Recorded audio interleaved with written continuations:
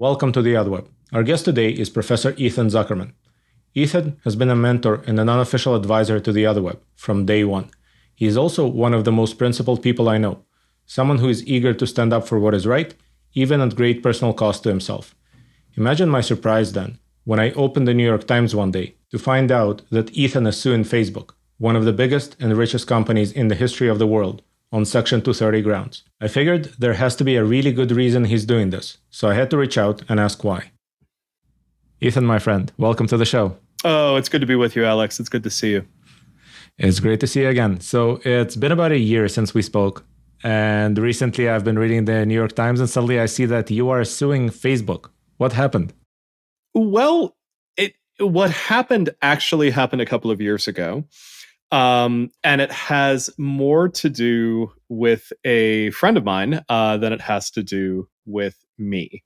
So if you've used Facebook in the last several years, you know that Facebook now has an algorithmic feed. You don't necessarily get a lot of control over what you see on Facebook. You might be following 1,000 people.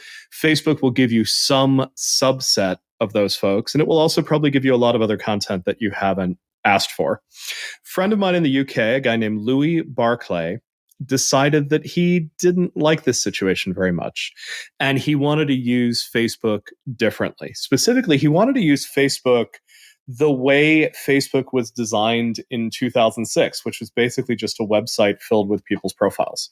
So the way you use Facebook in that world is if I want to see what you're up to, Alex, I go to your profile, I see what you posted recently, and then I choose to go on to another friend or not. Louis built this tool called Unfollow Everything. It did something quite simple and fairly well. It basically went into Facebook and unchecked thousands of boxes. You can do this by hand on Facebook. You can go to every friend on Facebook and essentially unfollow them. You'll still be friends with them. You can still see their posts, but you would have to choose to go to their posts rather than go to your feed. And the reason to do it through Facebook and through this interface is that it takes people out of your feed on the app as well. Louis builds a very simple piece of software to do this. He starts running it. He starts writing about it. He says, this is great. This is what I always wanted. I wanted Facebook without an algorithm. Meta says, you can't do that. We're deleting your accounts on Facebook and Instagram. And if you do this again, we're going to sue you into oblivion. And you have signed a terms of service in the UK, which means that if we sue you into oblivion and you lose, you are responsible for our legal fees. And by the way, we will be hiring, toothy lawyers at $2,000 an hour. So he has to back down. He goes to friends of mine at the Knight First Amendment Institute and says, is there something we can do? They say, if only we could find someone who would be willing to build another version of your software under the US terms of service and go after Meta. And here I am. So my lab proposes building something very similar to what Louis was doing. We're going to do it as part of an academic study. We're going to study how people's behavior changes using this plugin and using Facebook unaltered. And we have asked a federal court in the Northern District of California to rule on whether we can do this. And the reason we believe a court will be willing to look at this is that Facebook has already took action against someone doing something very similar. So we can make an argument that we don't want to do this if Facebook is going to come delete my account and, make my life miserable. So we want this federal court in California to look at this case ahead of time, enjoin Facebook from doing this. And this is where it gets weird. We're doing this by invoking Section 230 of the Communications Decency Act from 1996. What do you know about Section 230, Alex? Well, pretty much everything that's written in it. And I want to cover other parts of it as well. But I know which part that you're invoking there. It seems like that's a part nobody's touched before, right? Almost everybody, when they know Section 230, knows what they call the 26 words that created the internet. And these are words that absolve platforms from liability for what their users post. They basically say, if you're running a huge platform like Facebook and someone uses Facebook to libel someone, that user is the publisher, not you. And by the way, you can take action to moderate your content without becoming the publisher. But Section 230 says a whole bunch of other stuff, including it says explicitly that we think it's really important to give users control over what they see online. We want to give users, families, schools, libraries tools to control what they're seeing online so they can have the internet experience that they're looking for. And we're going to make the argument that these tools should include a way of disabling or challenging algorithmic feeds, which of course is a topic that you and I both care deeply about. So we're taking this piece of legislation that's utterly core to how the internet operates in the United States. This whole generation of social media tools, user-generated content tools would not exist without Section 230.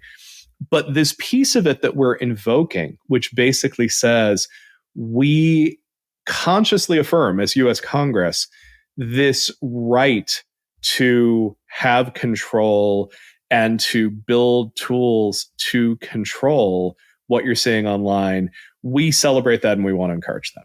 Yeah, I can read that for the listeners.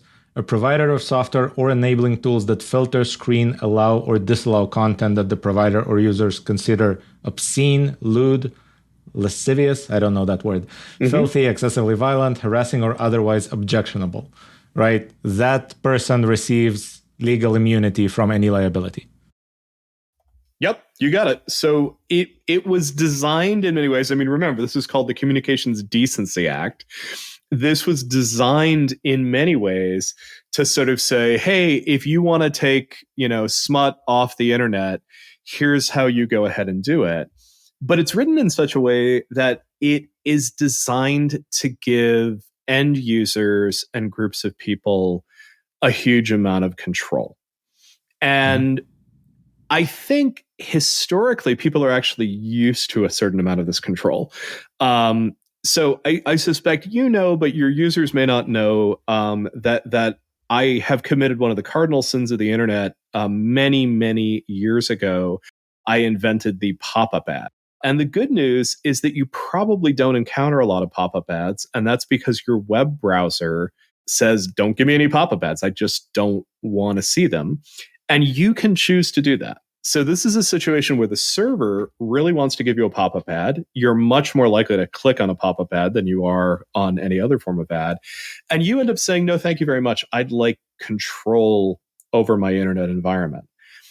In practice, there are a lot of forms of control that we have just accepted as part of the contemporary internet reality. We've given up much, if not most, of that control in going into an app environment. You cannot, for the most part, block advertising or set of interface features in Facebook's app. The app doesn't follow what you tell it to. And I'm trying to make the argument that we should have more control and that perhaps we should be able to use software, say Otherweb, to put between us and social media and have increased amounts of control over this. If I don't like how Facebook is feeding me terrible clickbaity content, I should have the opportunity to use your software to choose what I end up seeing and to choose stuff that is more news-driven, more positive, more what I'm looking for out of the experience. So I was thinking of many different directions we can explore here, but you basically already outlined one obvious direction, which is that if I am allowed to use unfollow everything, and for the record, I use the original unfollow everything.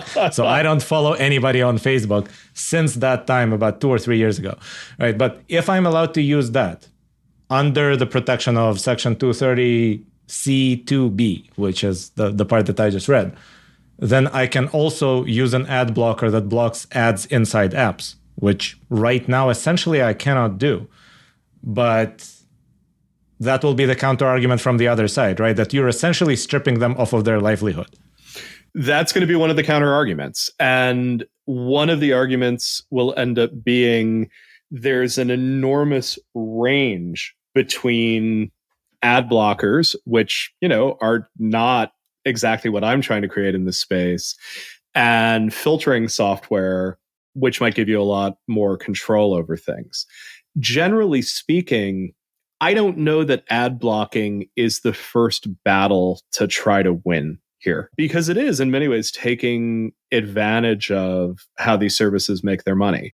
I would certainly prefer to be in a space where these services gave you an opportunity to pay a subscription fee for a year and opt out of the advertising. Maybe that's something that comes out of this. I am not trying to create ad blockers in this. What I am trying to create in this is the ability to say, I would like to prioritize what I'm seeing. And I'd like to pass it through something like Otherweb to decide whether it's worth my time or not. I'd like to pass it through a filter that tries to figure out if something is likely to be reputable. I could pass it through something that could help me find content that I'm in the mood for. So, for instance, give me the cute kittens and puppies, but don't give me the serious stuff. I think it's possible to open this category of middleware, right? Essentially software that you could use to shape your online experience, and consider the complexities within it. I agree with you. Middleware whose only purpose is to cut off revenue for these platforms is not the first fight that I'm interested in fighting. Trying to demonstrate that middleware makes the internet a better place and a place where we want to spend more time and interact better, that to me feels like the step to take in this. So for what it's worth, I have created ad blockers in the past. So I'm a big believer in that as a product. I agree with you. It's not the first battle that we should fight here. But I guess the question is, having listened to a bunch of Supreme Court arguments over the years, you hear a lot of slippery slope arguments. Like, if this motion is accepted, wouldn't this lead to X? And then the most extreme, the worst possible interpretation of what you're trying to suggest is typically considered. So in this case, this will be the counter argument.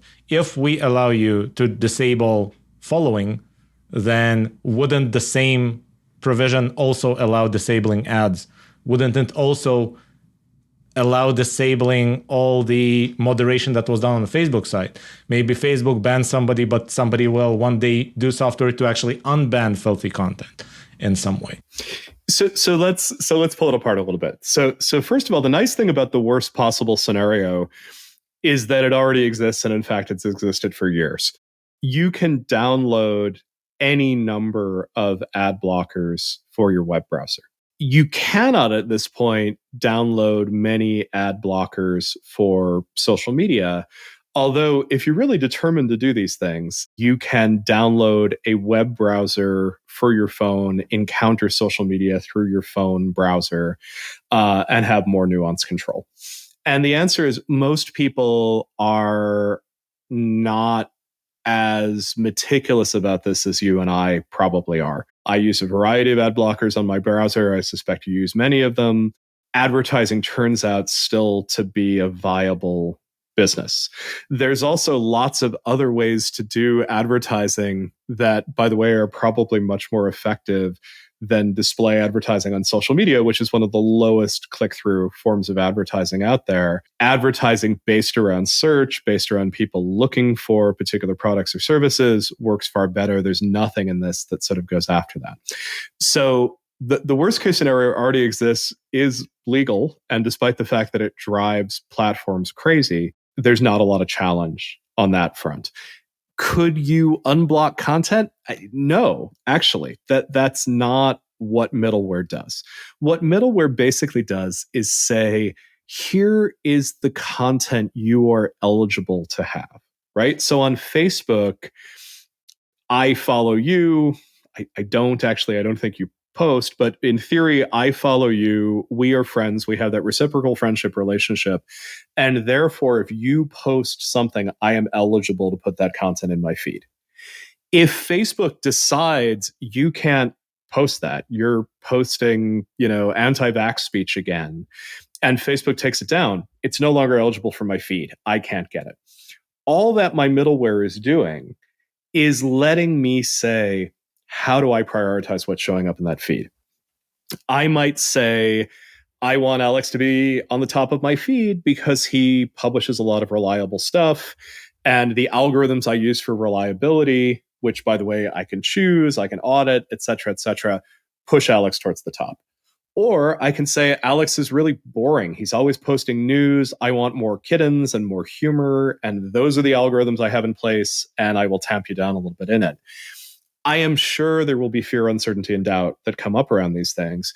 We also have what Cory Doctorow argues is the scale argument, right? The idea is that I cannot possibly understand how complicated it is to run a service like Facebook. I've never encountered anything at that scale ever again. The only people who could possibly control Facebook are Facebook. And we'll hear that argument as well. The truth is, we are building tools that can take in all the content that you are eligible for on a service like Facebook. In our case, we're using Mastodon, Blue Sky, Reddit, and can then make evaluations about it and then let you make decisions about what you want to see. We know it's possible because we're already doing it. All right. So let me try to pull this in an even broader scope direction. Please. Then you'll tell me why you went with the limited scope here. Absolutely. I've heard the argument made, and I think somebody actually tried to sue YouTube with this argument in France, if I remember correctly, that the algorithm itself, the moment it does any sorting that isn't purely anti-chronological and is more complex, that in itself makes the platform a publisher, even if Section 230 is supposed to protect platforms, right? Because this is not pure moderation. It's actually promoting things that might be harmful. That goes way beyond moderating things and just deciding what to take down. And I think specifically the lawsuit, if I remember correctly, was done by victims of ISIS or something like that. And they claimed that YouTube was promoting content that was made by ISIS apologists. So the way this happened was a case called Twitter versus Tomna. And it was settled in front of the Supreme Court last summer. And essentially what happened was the family of a victim of an ISIS attack in 2017 said Twitter is liable for this attack because ISIS used Twitter to distribute content, and because Twitter's algorithms favor some things over others, Twitter is a distributor of our content. The court did not come in and sort of say, no, you're completely wrong, Section 230 prevents this. But that's the heart of the argument. What they basically said was, this is a secondary liability argument. 230 deals directly with secondary liability. And they ended up essentially making the ruling that this is not a way that we're considering liability under US law. The trick with Tomna in many ways is that it was such a bank shot, like it was such a complex, someone is tragically killed in an ISIS attack, so it must be Twitter's fault, is a really hard set of dots to connect. So It's hard to take Tomna and sort of say, no, we know there's no such thing as secondary liability. But generally speaking, the court does not seem to feel too strongly that using these algorithms makes you responsible for everything that gets promoted by them. And I think you and I would probably agree that there need to be ways of dealing with these algorithms, but predicting every possible output of them, essentially is going to guarantee that no one uses them. I'm very much in the camp that I think that reverse cron is actually not necessarily the best way of encountering the internet. having built a bunch of tools that allow me to see the internet in reverse cron, it is pretty overwhelming. I'd like to have tools. I'd like to have filters. I know that those tools and filters are going to be imperfect. I agree that those tools and filters are sometimes political and therefore sometimes difficult and dangerous to deal with. But so far, that argument that came out in Tamna has not stood up in court. So let me ask you actually in your terminology, because I know you and I discussed this before, where I know you like to talk about when you sort a feed, you can filter something out or you can filter something in by essentially inserting it higher in the feed than it otherwise would have been. Why doesn't filtering in turn you into a publisher? You are essentially choosing a particular type of content, although you're doing it algorithmically. So there's judgment in there that you are making or that your algorithm is making. So first of all, logically, why do you think that is not the case? And second of all, legally, is there any way that the Supreme Court will decide it's the case? So it is a really interesting question. So let me explain what we mean by the terms filter out and filter in. We are building a product called Gobo. Gobo lets you choose any number of algorithmic filters out there. One of the ones that we are likely to release when we release the filters later this summer is based around an early version of the Otherweb algorithm that's available on Hugging Face. It's not the contemporary one, but it at least nods in that direction. The simple way to think about filtering is filtering out, right? So Gobo essentially says, here are all the posts that you are eligible to read, Ethan, on Reddit, on Mastodon, on Blue Sky. Here are the people that you are subscribed to. Here's the possible universe of feeds. And now let's throw it through this Otherweb filter that tries to decide if it's high quality, non-clickbaity journalism, right? We do that. We start with a universe of 100,000 posts. We end up with a universe of 100 posts and we deliver them to the user. That's fairly simple. We worry that in environments like this, people are going to end up in echo chambers. They're going to end up filtering themselves down to a set of results that are not super helpful. We think it might be valuable to filter in as well. So a situation of filtering in, you might say, hey, I'm reading a lot about the Gaza war, but I'm not hearing very much from Gazans. So we might imagine something that says, let's find people who are actually writing and reporting from Gaza, or maybe people who are writing and reporting from Gaza and from parts of Israel that are very near the border. And that might be something that you add into that. I think that probably is a publisher. I think that's probably a news service. I think it probably does have more liability. I don't know how much liability, because essentially it's an aggregate of social media feeds. It's possible 230 still pushes and says it's the publisher is the end user rather than you as the amplifier of it.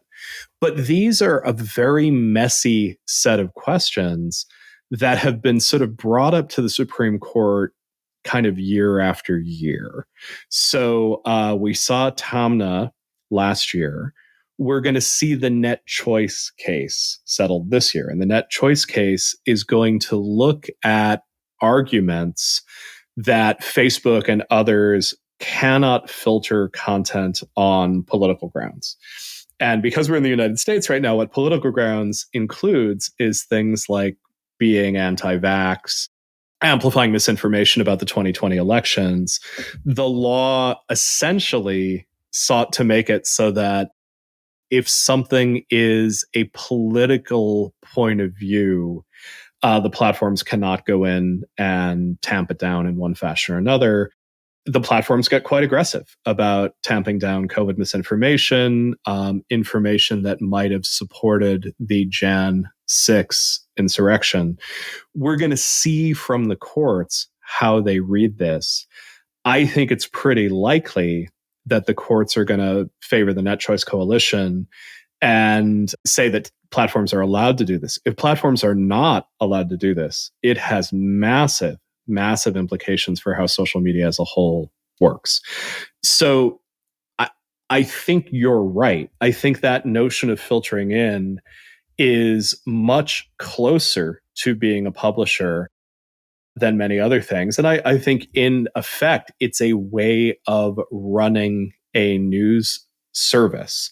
But I think that news service, because it is aggregating social media, probably has a certain amount of protection under 230. So that's what I'm trying to figure out. Are we actually going to finally get some sort of clear demarcation line? Or will we continue, or will the Supreme Court continue to punt on this? Because I keep thinking, let's even go beyond filtering in. Let's say that I decided to make, hypothetically, a version of crazy right-wing Otherweb, right, where 70% of the content is Alex Jones, right? And I enforce this rule. At least 70% of the content must be Alex Jones at all times.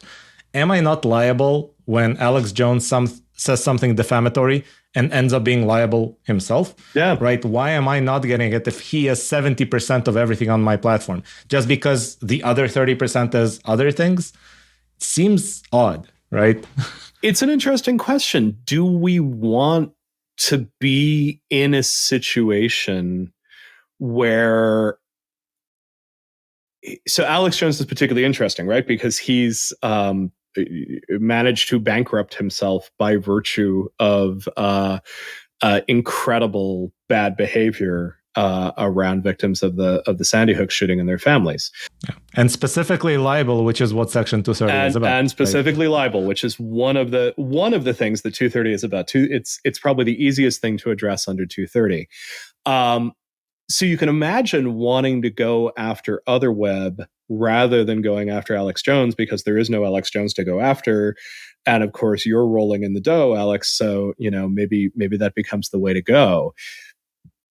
230 clearly is designed to protect in circumstances where you have lots of users generating content, right? 230 comes about at a moment where CompuServe and sort of other bulletin board sites are being sued for financial misinformation in some cases. So people are coming in and saying, you're trying to manipulate a stock, or you're defaming someone around a business transaction.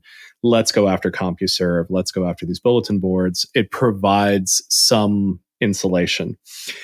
When 230 is passed, I am helping run tripod.com.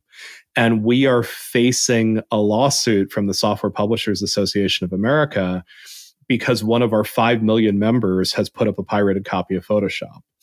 And in that circumstance, I think it's very reasonable to sort of say, hey, SPA, we feel your pain. Tell us who the user is. We will make them take it down, and we will put you in touch with them to see if you want to sue them. But you don't get to sue us. Like, our business is not distributing, pirated Photoshop. In your scenario, your business might well be distributing Alex Jones, right? If that's the majority of what you're doing, I think it does change the analogy at that point. But, fortunately, I'm not a Supreme Court justice. And so I don't know, is it 10% versus 70%? Danielle Citron, who is one of the very best thinkers about internet law, has been talking for years about reforming 230 to address bad actors. And specifically, the bad actors she's interested in are sites that are doing things like involuntary sexual imagery, like revenge porn, and essentially saying, well, we got to keep that up under Section 230, but for a processing fee of a mere $1,000, we can take down the nudes that your vindictive ex put up. And her argument is that 230 is supposed to protect good faith actors. And those are not good faith actors, right? Maintaining a site whose, business model essentially is blackmail around stolen explicit imagery. That's not a good faith business model. If you construct, the Alex Jones Otherweb as a way of ensuring Alex Jones continues to have a voice at moments where he's lost it due to other liabilities, I think there's an argument that you're no longer acting in good faith. But, the standard disclaimers, I am not a lawyer, apply on these things. So even though you're not a lawyer, it's very entertaining to explore these different corner cases. So now that you mentioned the revenge porn example, I have to ask, how is this different from stuff that Yelp has been known to do in the past? where if you pay them for advertising, suddenly your negative reviews disappear. Yeah. I think Yelp is playing an extremely dangerous game when they're doing that. Beyond that, I think they're basically engaging in payola, which is an extremely shady business practice. I think it's not hard to look at this and say, the internet is filled with crappy business models, some of which claim a large degree of legal protection. For me, my goal in all of this would be increasing transparency, increasing auditability, increasing user choice associated with it. I would love to have an easy way to sort of go in and say, give me the unfiltered Yelp results. But again, that's not actually something that middleware gets us. Middleware doesn't prevent a platform from deleting spam, deleting stuff that they felt was left in bad faith. And if they suddenly decide that, oh, you're a well-paying advertiser, I'm sure no one ever has negative reviews about it. I'm not sure that we get there with middleware. I think you would actually have to go explicitly after that legislatively to try to get that to happen. I think probably, and here's one of these rare cases with me as a committed leftist university professor, I'm going to go to the open market. I think the hope at some level is that if Yelp is behaving badly consistently doing that, we lose faith in Yelp and we start using other restaurant review services.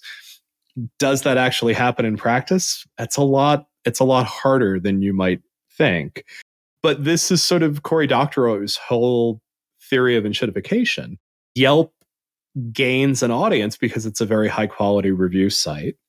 Then it starts trying to exploit everyone in the situation in the course of exploiting restaurants and sort of saying, if you advertise, we will put up false positive information about you. Not only are they exploiting the restaurants, but eventually they're exploiting the end users because we end up going to highly rated poor restaurants. Cory's hope is eventually these businesses die.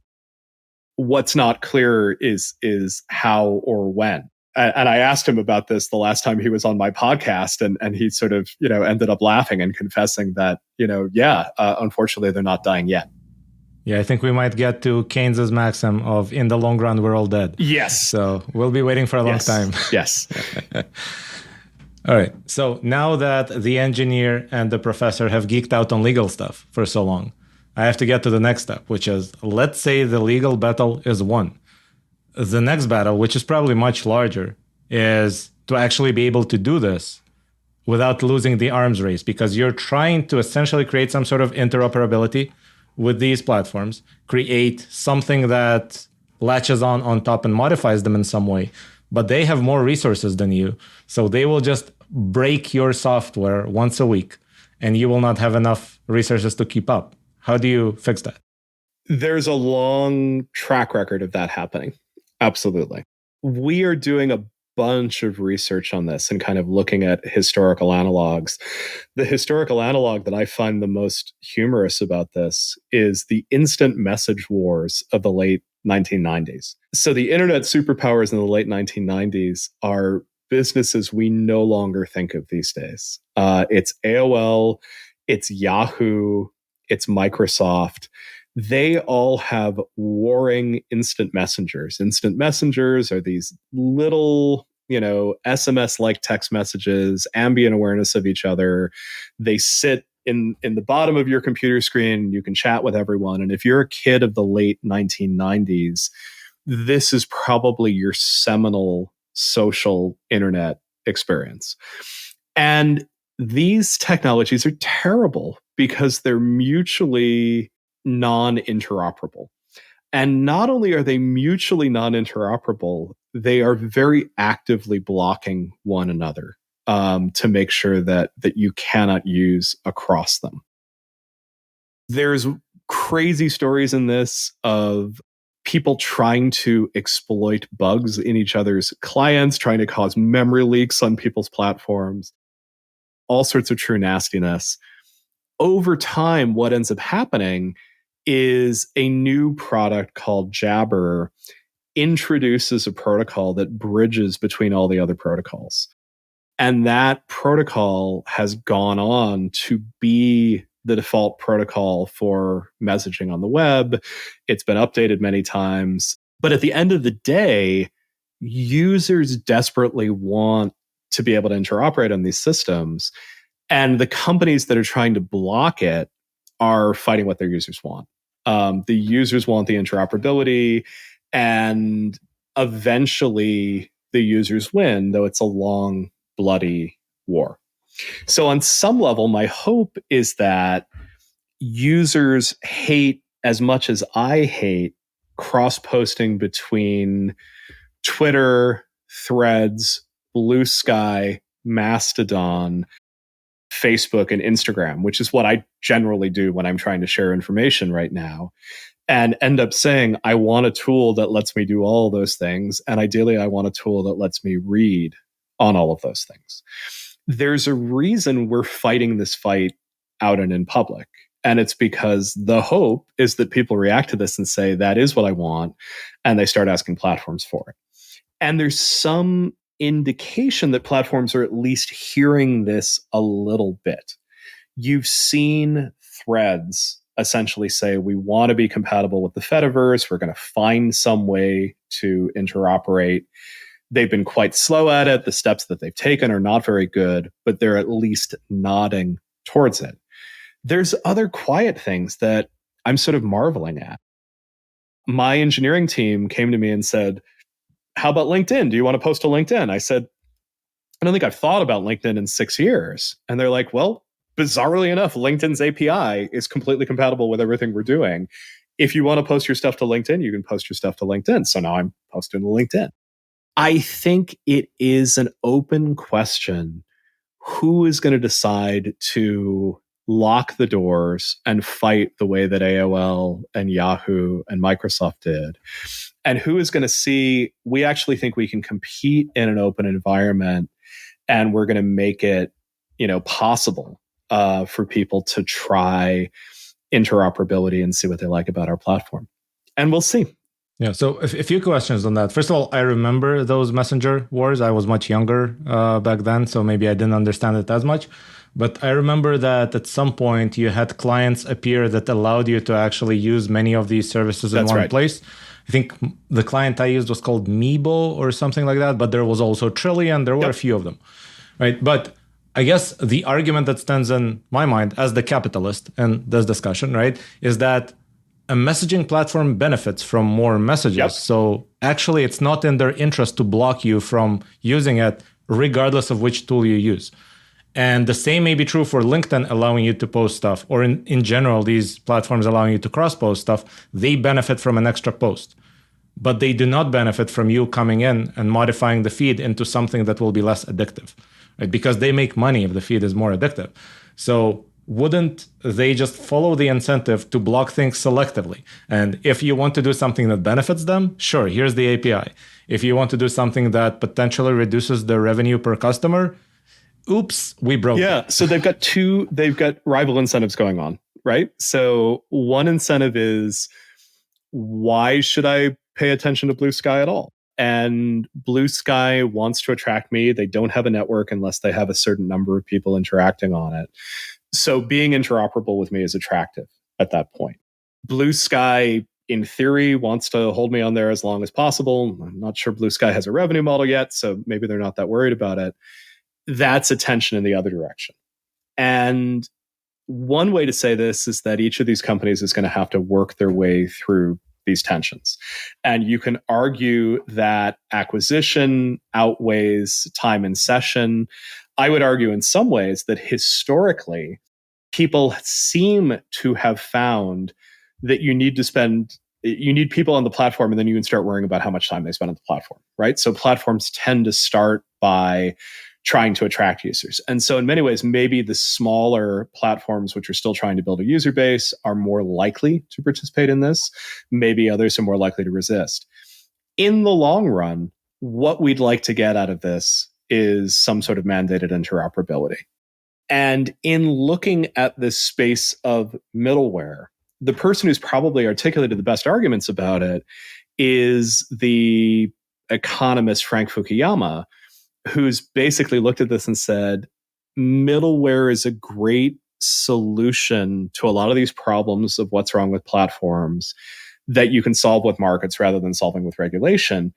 But you're almost certainly going to need legislation before it happens. You're going to have to legislate an environment where this can happen. I am hoping that Frank is wrong and that our argument under 230 makes middleware possible without having to pass a law. You may have noticed that passing laws in the United States right now is not super easy unless you can do something like ban an incredibly popular social media platform so you can stick it to China. But something more complicated, like let's create this new class of middle software, I think that's going to be real hard to get through US Congress at the particular moment. If I can do it through existing mechanisms like 230, that's a great way to go. Will I be able to hit a critical mass without some sort of legal mandate of interop? Probably not. But this could be a stepwise process, right? We might use this suit and products like Gobo to say this is possible, this is defensible. And then having demonstrated that this is possible and useful, maybe that becomes part of the argument for interop to get us further. Yeah. And by the way, the other example that I immediately thought of when we discussed this kind of arms race of interop between middleware and the platform was the war of Adblock Plus and Facebook, which occurred a while ago, and Facebook essentially won, right? I don't know the details of the contract that they eventually signed, but Adblock Plus had to sign some sort of a contract. They couldn't just continue to change their code every few days because Facebook had more engineers. There is something about going after one of the biggest companies in the world. There is something about potentially hitting them where it hurts on ad revenue. Adblock is poking the dragon in a much more direct way than I am. I am not convinced that I am the biggest problem that Facebook faces right now, whereas Adblock might well have been. And I also think demonstrating that there are really beneficial use cases that don't necessarily go straight for revenue, that there are some real advantages for doing that. That said, there's nothing to say that their arguments will not escalate. And certainly in the research community, Meta has gotten quite aggressive at times in essentially saying, we're not going to allow this to happen and we're going to make life very difficult for you. And that may well be the outcome. In many ways, the positive of all of this is we're having this conversation, and we've been able to have this conversation in places like the New York Times op-ed page, which means that these ideas at least are out there. They're getting some circulation. They're getting some attention. Again, I would just offer this reminder. We are in an ugly moment for how social media is being regulated in the United States. The TikTok ban is embarrassing. This is not something that democracies do. And it's quite disappointing because at the end of the day, the TikTok ban is naked economic protectionism. We know that what will happen if TikTok is blocked in the United States is that Google through YouTube Shorts and Meta through Instagram Reels will benefit enormously. The way to view that piece of legislation is not as being about national security, but it's essentially a many billions of dollars subsidy to two wealthy US companies. We have a bunch of legislation at the state and federal level based on bad, incomplete science, arguing for child protection in cases where, generally speaking, we just don't have the data to support these interventions. And where we know in many cases, the people who are going to be harmed are vulnerable youth whose parents are going to prevent them from finding information about their sexuality or, let's be clear, abortion, right? In a country where we're losing that right in many cases. So we're really in a very ugly place. If we can find any way of talking about these solutions and doing it in a market-driven fashion rather than waiting for legislation to sort of open these markets, I think it's time to seize those opportunities because I think the playing field that we're working on is such a difficult one right now. Right. And it sounds like some of the examples that you mentioned right now happen on the state level. So that would be my next question. Why not wield the same weapon in the opposite direction? So if you want mandated interoperability, for example, why not pass that law in Massachusetts, where you probably have a bit more clout than in the US Congress? We might have the clout to do it in Massachusetts, although it's funny, it's not clear whether everything lines up the way that we think it does. Even my legislators in Massachusetts, who I like very much, in some cases are lining up behind things like COSA. There's at least two problems with doing things at the state level. If you do it at the state level of something like Massachusetts, it's very hard to actually get a broader effect. In many cases, what will happen is you'll just have a service essentially say, fine, we're not going to operate there anymore, right? So we've seen this around Facebook in Canada. Facebook has essentially said, well, maybe Canada's just not worth it to us. Maybe we just won't do news in Canada anymore. If they're comfortable cutting off Canada, they're probably comfortable cutting off Massachusetts. A second thing is that you can do things at the state level, but they're still going to go up to the Supreme Court. And at that point, you're going to face the federal mandate around it. And then the third piece around it is if you can do it in the courts based on legislation that already exists, that's probably your most efficient way to do this. So I'm not ruling out seeking state laws. I'm not ruling out seeking federal laws. But step one in all of this, as far as I'm concerned, is if we believe that we have the right to do middleware, put it out there, and probably get into the arms race that you were predicting. And I suspect you're right. And I think the interesting question will be who chooses to fight that arms race? Who decides that it's not worth their time to fight? That seems like a great step one before step two, try passing laws at the state level and then fight it in Supreme Court. Step three, try to pass the federal legislation. A lot of this also comes down to who can you partner with? Again, not a lawyer, not someone who drafts legislation. The only reason I'm able to do this case around Facebook is that my friends at the Knight First Amendment Center are very, very competent lawyers who looked at this and said, I think we have real opportunity here. Some of this is about being opportunistic. And if we see that opportunity, if one of the many state legislators who listens to your podcast wants to call me up and say, we'd love to see you introduce this in Vermont and I'll co-sponsor, that's a conversation that I'm more than willing to have. But those questions about what partners are available and what circumstances on the ground, I'm discovering that has an enormous amount to do with what's possible and what's worth doing. Yeah, and Vermont probably will be too small, right? I thought Massachusetts is at least mid-size as far as somebody like Facebook is concerned. Obviously, we have the example of California unilaterally changing emission standards for everybody. That's the best example of what state legislation can do if you are the biggest market of all the different 50 states. But you're also seeing the California emissions law being fought at the federal level, which actually gives you a reminder of that interesting twist. The theory of the United States, which is quite beautiful in theory, is that we use our states as laboratories for democracy. We can try something different, and then we can see if it works on the federal level. You invoke Massachusetts. We're one of the first to legalize gay marriage. We're one of the first to legalize recreational marijuana.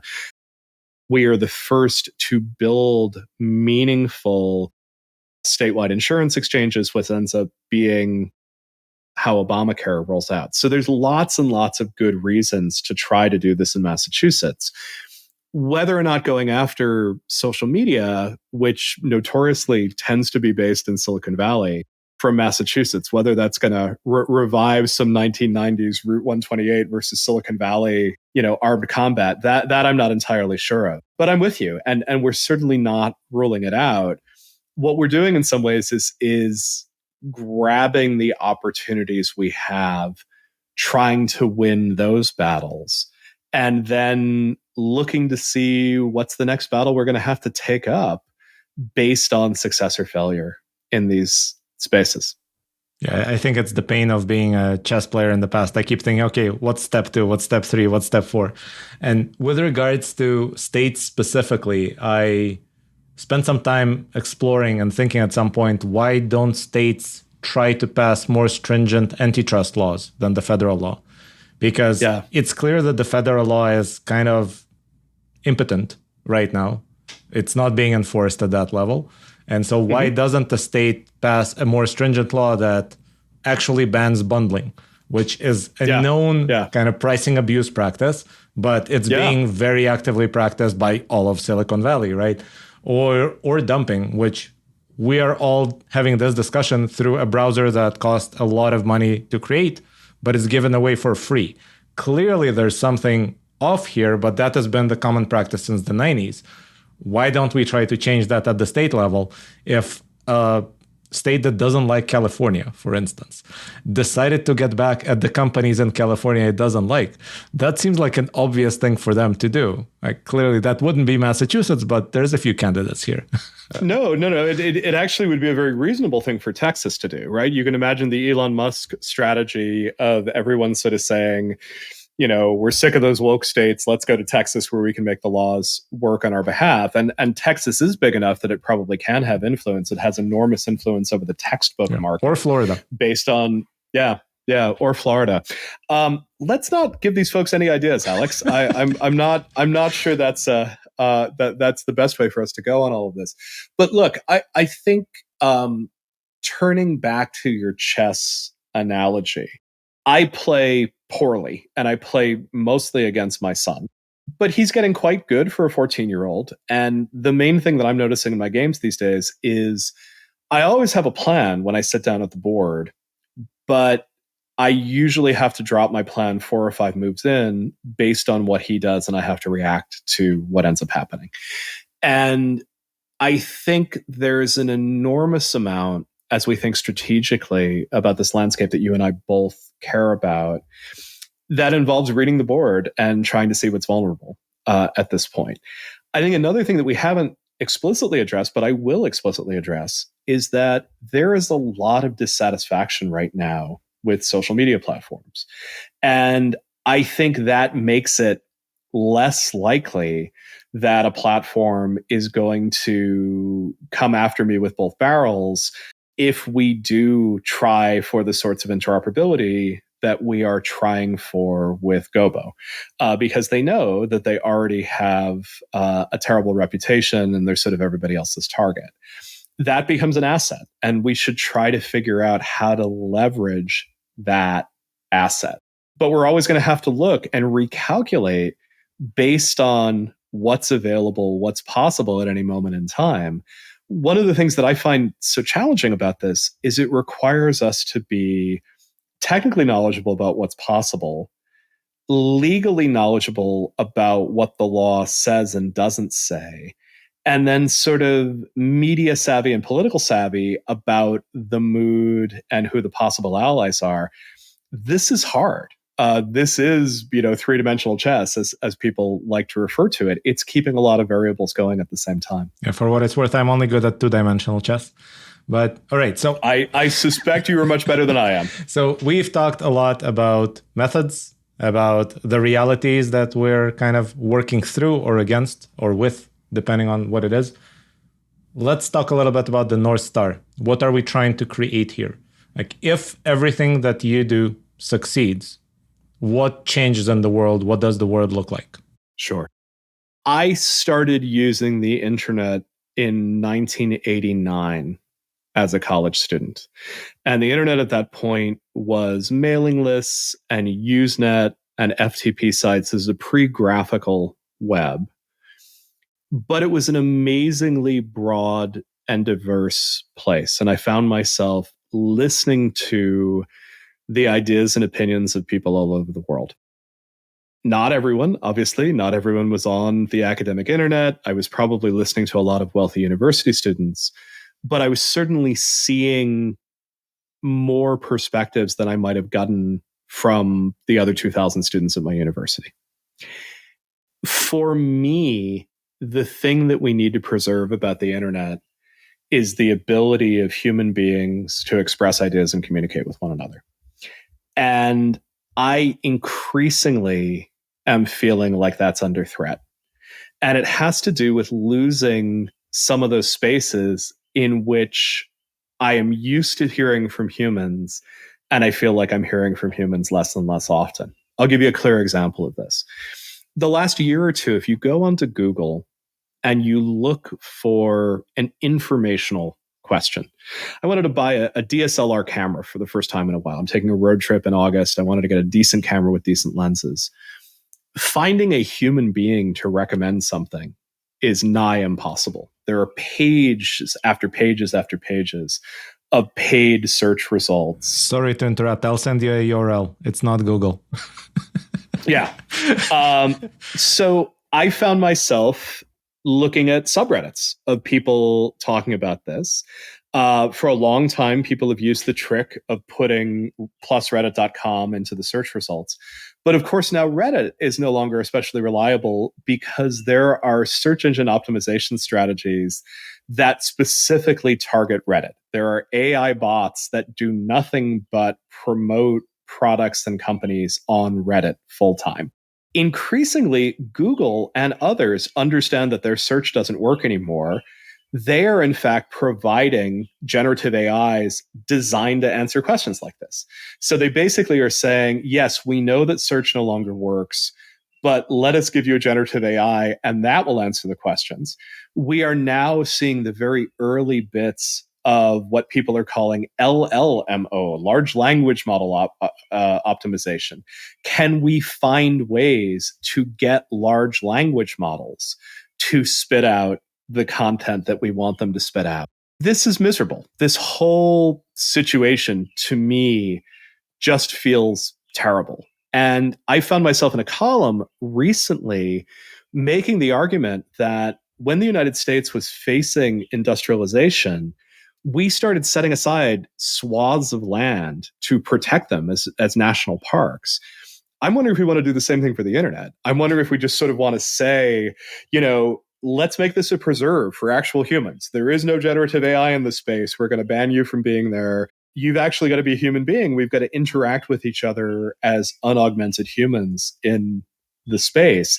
Does this worry you? You are much smarter about AI than I am. How are you thinking about these questions of human voices getting crowded out? Is this something that you worry about? Well, less so in this dimension because I am not sure that humans in the way that they interact on the internet right now are much better than AI, right? So you mentioned search engine optimization. So like you said, let's say I go to Google and I type in best DSLR.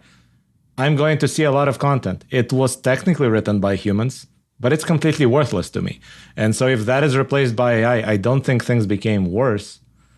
So what I would want to try to preserve in those national parks is not just things generated by humans, but things generated by humans without a false premise.